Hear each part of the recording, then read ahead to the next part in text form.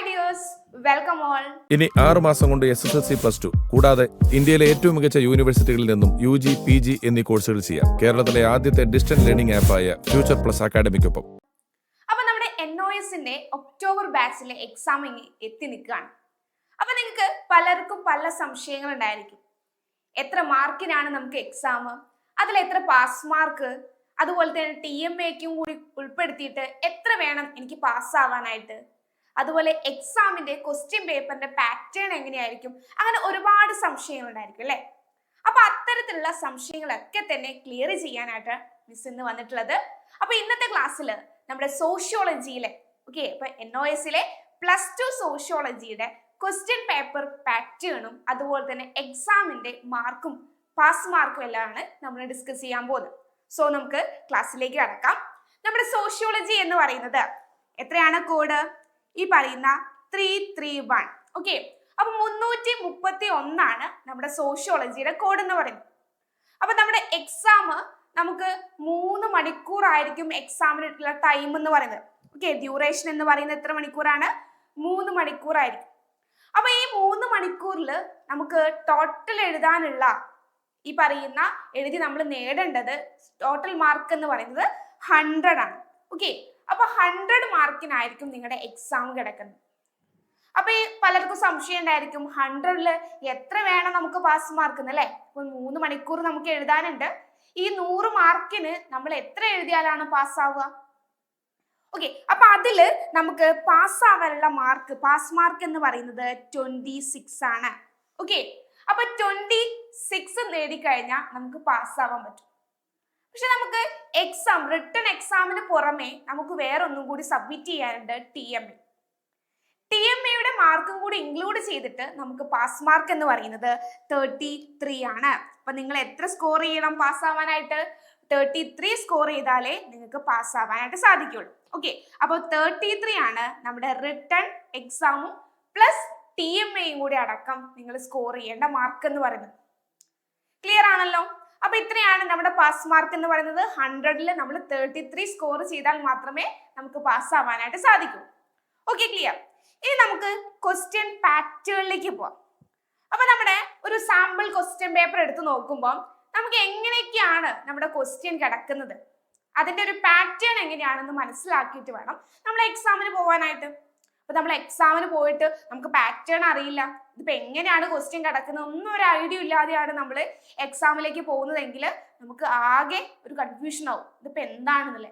അപ്പൊ നിങ്ങൾ എക്സാം എഴുതാൻ പോകുന്നതിന് മുന്നേ നിർബന്ധമായിട്ടും എക്സാമിന്റെ ക്വസ്റ്റ്യൻ പേപ്പർ പാറ്റേൺ മനസ്സിലാക്കിയിട്ട് വേണം പോവാൻ. നമ്മുടെ ക്വസ്റ്റ്യൻ പേപ്പറിന്റെ ഒരു പാറ്റേൺ ആണ് മിസ് ഇവിടെ കൊടുത്തിട്ടുള്ളത്. അപ്പൊ അതിൽ എങ്ങനെയാണ് ഓരോ സെക്ഷൻ വൈസ് ആയിട്ടാണ് കൊടുത്തിട്ടുള്ളത്, അതിൽ എങ്ങനെയാണ് ഓരോ മാർക്ക് കാറ്റഗറി എന്നുള്ളതൊക്കെ നമുക്ക് നോക്കാം. ഇവിടെ നമുക്ക് പ്രധാനമായിട്ടും 49 ക്വസ്റ്റ്യൻസ് ആയിരിക്കും ഉണ്ടായിരിക്കാം. 49 ക്വസ്റ്റ്യൻസ് ആണ് നമുക്ക് സോഷ്യോളജിക്ക് വരുന്നത്. ഈ 49 ക്വസ്റ്റ്യനും എന്താണ്, കമ്പൽസറി ആയിട്ട് നിങ്ങൾ അറ്റൻഡ് ചെയ്തിരിക്കണം, ഒന്നും നമുക്ക് വിടാൻ പറ്റില്ല.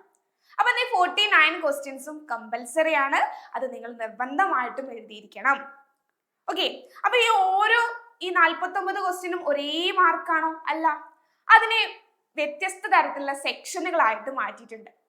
ആ സെക്ഷന്റെ അണ്ടറിൽ തന്നെ ഒരുപാട് കാറ്റഗറൈസേഷൻ ഉണ്ട്. ആ കാര്യത്തെ കുറിച്ചാണ് ഇനി നമ്മൾ നോക്കാൻ പോകുന്നത്. ക്ലിയർ? അപ്പൊ നമുക്കിവിടെ പ്രധാനമായിട്ടും സോഷ്യോളജിയെ 2 സെക്ഷൻ ഉണ്ട്.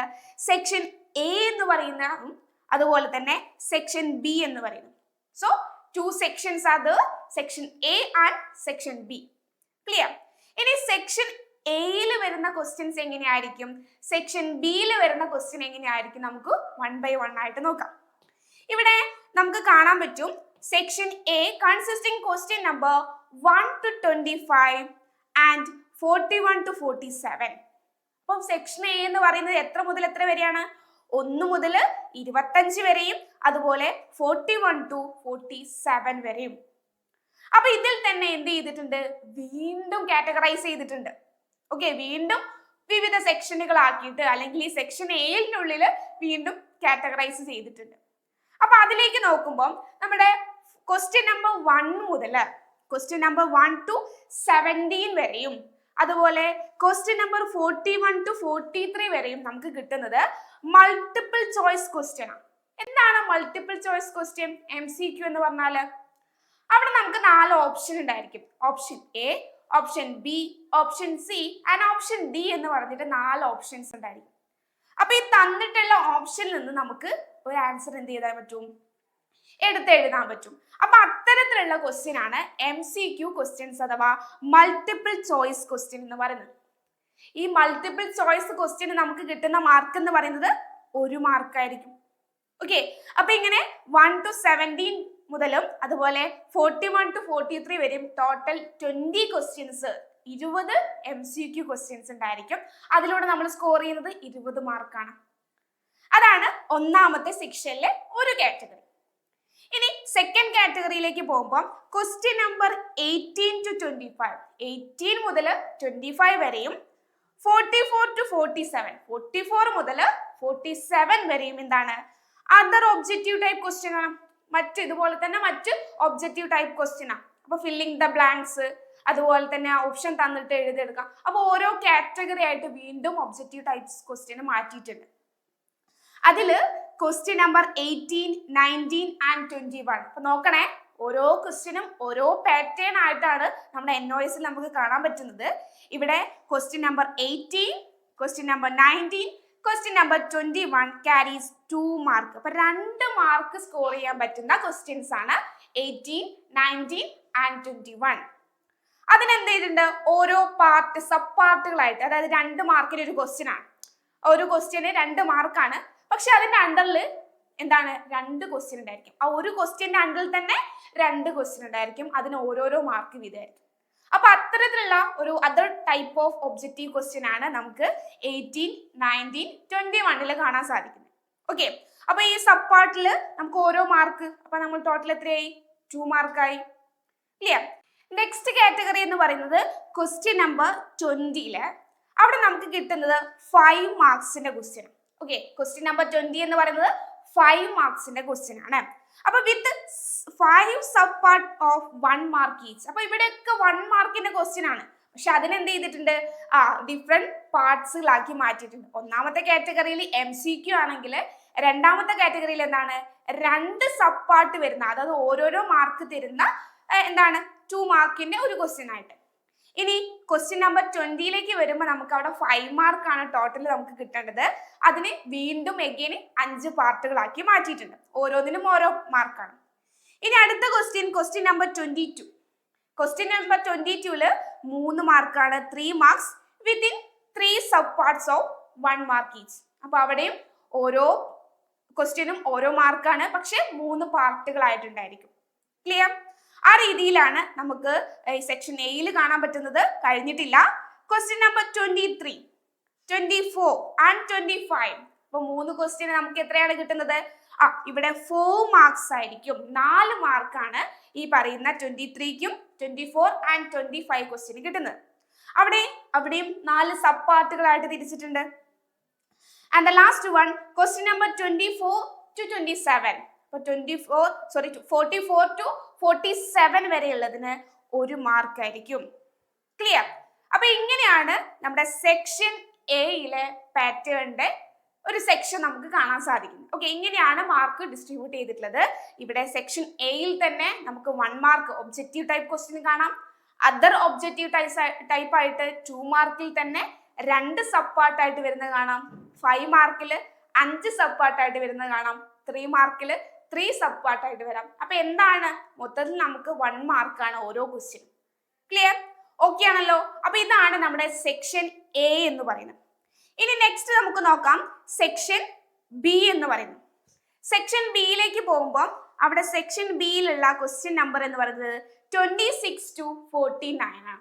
അപ്പൊ 26 മുതൽ 49 വരെയുള്ള ഒരു ഡിസ്ക്രിപ്റ്റീവ് ടൈപ്പ് ഓഫ് പാറ്റേൺ ഉള്ള ക്വസ്റ്റ്യൻ ആണ് നമുക്ക് ഇവിടെ കാണാൻ പറ്റും. നമ്മൾ അവിടെ 1 വേർഡ് ആണ് എന്നെങ്കിൽ ഇവിടെ എന്താണ്? Descriptive type. കുറച്ചും കൂടി നമ്മൾ എക്സ്പ്ലെയിൻ ചെയ്ത് എഴുതേണ്ട ഒരു ഏരിയ ആണ് ഇവിടെ. ഓക്കെ, അപ്പൊ ഇവിടെ ഡിസ്ക്രിപ്റ്റീവ് ടൈപ്പ് ക്വസ്റ്റ്യൻ കിടക്കുന്ന നമ്പർ 26 to 49. ഇനി നോക്കാം, അതിന്റെ ഇടയിലും വീണ്ടും പാർട്സുകളാക്കി മാറ്റിയിട്ടുണ്ട്. Question number 26 to 31 and 48. നോക്കണേ, അപ്പൊ ഇവിടെ 26 മുതൽ 31 വരെയും പിന്നെ ഈ 48ഉം വെരി ഷോർട്ട് ആൻസർ ക്വസ്റ്റ്യൻ ആണ്. Very short answer type question ആണ് നമുക്ക് കാണാൻ പറ്റുന്നത്. അതിന് നമുക്ക് കിട്ടുന്നത് വെരി ഷോർട്ട് ആൻസർ ടൈപ്പ് എന്ന് പറയുമ്പോൾ അവിടെ 2 മാർക്കിനായിരിക്കും, 2 മാർക്കിനാണ്. ഓക്കെ, അങ്ങനെ 7 ക്വസ്റ്റ്യന് നമ്മൾ അറ്റൻഡ് ചെയ്യണം. 7 ക്വസ്റ്റ്യനും കൂടി നമുക്ക് കിട്ടുന്ന മാർക്ക് എന്ന് പറയുന്നത് 14 ആണ്. ക്ലിയർ?